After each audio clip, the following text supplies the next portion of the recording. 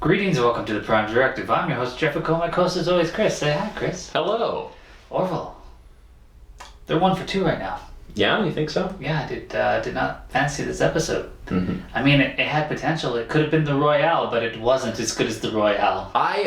So I unironically am a Royale fan. Yeah, me too. I think that was just a fun episode, and I was surprised when I realized it had kind of a bad reputation. I'm like the same with Sub Rosa. I mean, I made fun of it in my review, somebody was just like, how did you ruin this? It's my favorite episode. I'm like, this is your favorite episode?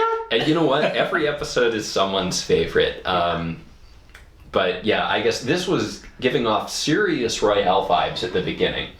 And I was way more interested in that than I think what we got. Yeah. I think this would have been pretty interesting as a Royale kind of episode. I don't know, halfway through I'm just like, can we just get to the point? Yeah, there were too many rooms. You know, I was looking at this before we started, and you were saying it's like an hour-long episode. And I'm like, oh yeah, good for them. Good for Hulu and the Orville. You know, if the episode needs to be an hour long, you're streaming. Just make it an hour long. Who gives a shit? This did not need to be an hour long. It did not. No, everybody needed to have the weird frosty eye thing in each simulation. Yeah.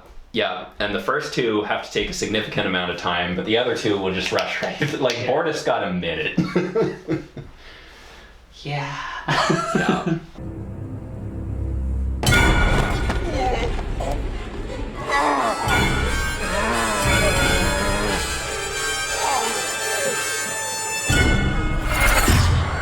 So this episode starts out, Talla's coming back from Celea, and it's just like, hey, have some of my chocolates. They're delicious. They're heavy. Where'd she even get them from? Yeah. That wasn't really her. That wasn't her, no. So, suspect. Mm-hmm. And they find this planet, but there's life forms, but it's supposed to be a desolate planet, so they're like, well, I'm really concerned. Let's go down there and check it out. They go there, it's a forest. Oh, it's an empty forest. There's nobody around. Oh, there's a school. It's a high school. That's weird. Let's go inside the high school. We can't get out of the high school. Mm-hmm. Then there's the bowling. And well, when we the 4-head or the 5-head. That was a good joke. That was a mean girls thing. But like, what was the point of screwing with the perception of the planet on so many levels? Because they could have gone down to the city type planet that they were reading initially and done the same thing.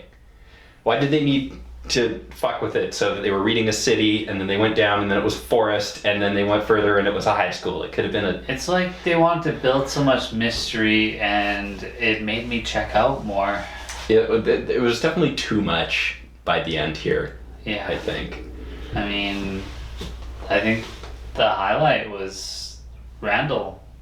We're looking for Randall. You found him. Shit!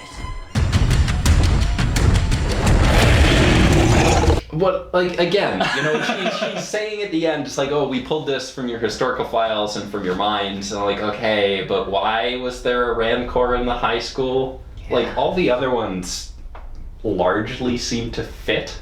Oh, yeah. But then there's just a high school and there's a giant monster. Well, you have to pay him so he doesn't beat you up. I guess, but these... I don't understand how these connect. Like, Capt, like Seth MacFarlane's one made sense. You're on a plane and the plane crashes. Okay, there's a death experience. I expected something on the wing. Yeah. I thought we were going to rip everything off. Yeah. I was expecting Randall to be on the wing. Yeah. But then no. Because Randall was he just so didn't belong. I was expecting him to keep following them. I did enjoy Talla picking him up, though. Yes. That was extremely effective. Yeah. She could have just done that a couple more times. Then he tripped and they didn't, like, laugh at him. I would have laughed at him. Yeah. Like, she could have finished him off. Yeah. I think so. I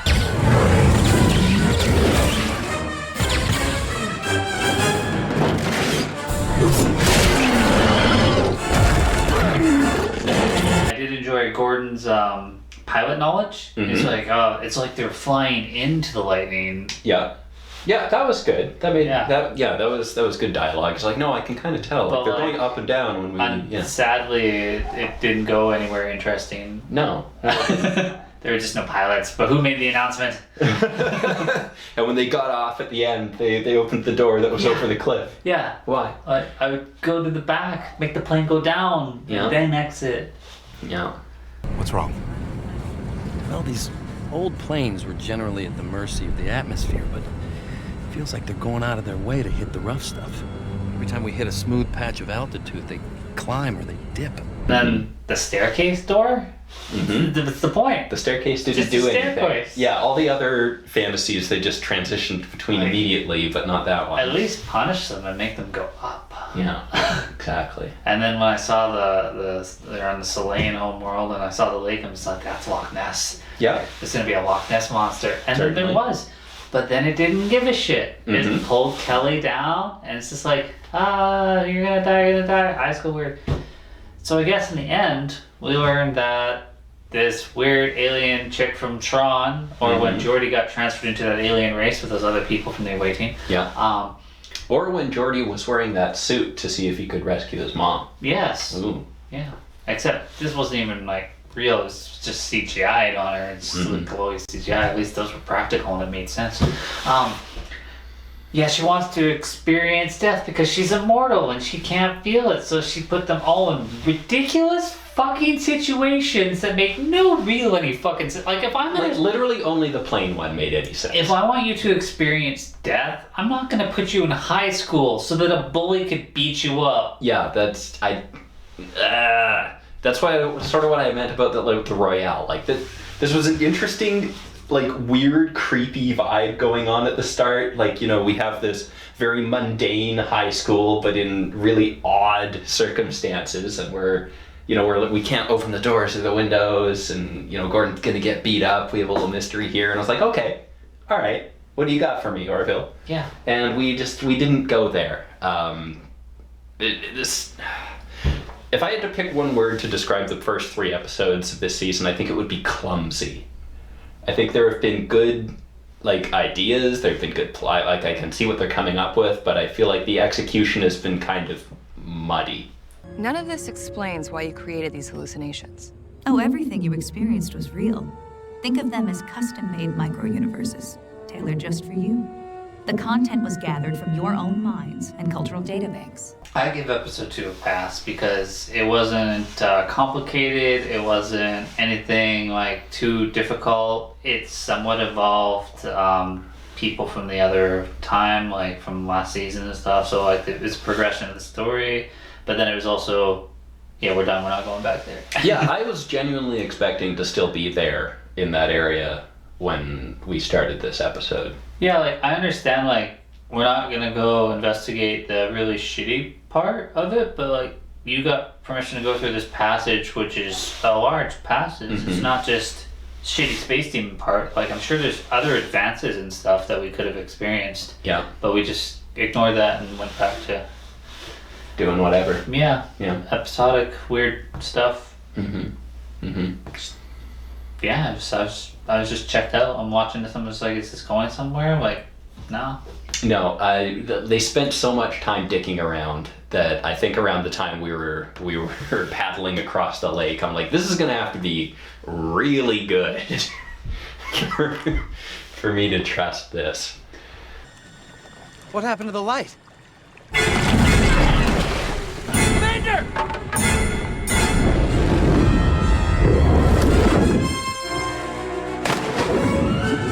Even when they gave you the first fake out ending with the doctor and it's like, oh, it's Kalon technology and this and that, I'm like, eh. Well, I'm been writing my notes and like, you know, I'm not seeing the TV the whole time, so I'm like, hey, Chris, did like Talla's eyes go weird because it doesn't make sense because we should have gotten one more for Talla as we were taking our time for each person. Yeah. And you're like, no, and it's like, then she's a suspect to me. And then obviously she started to do suspicious looks, and then bam, guess what? She's an immortal space alien. She's a mortal space kind of a jerk.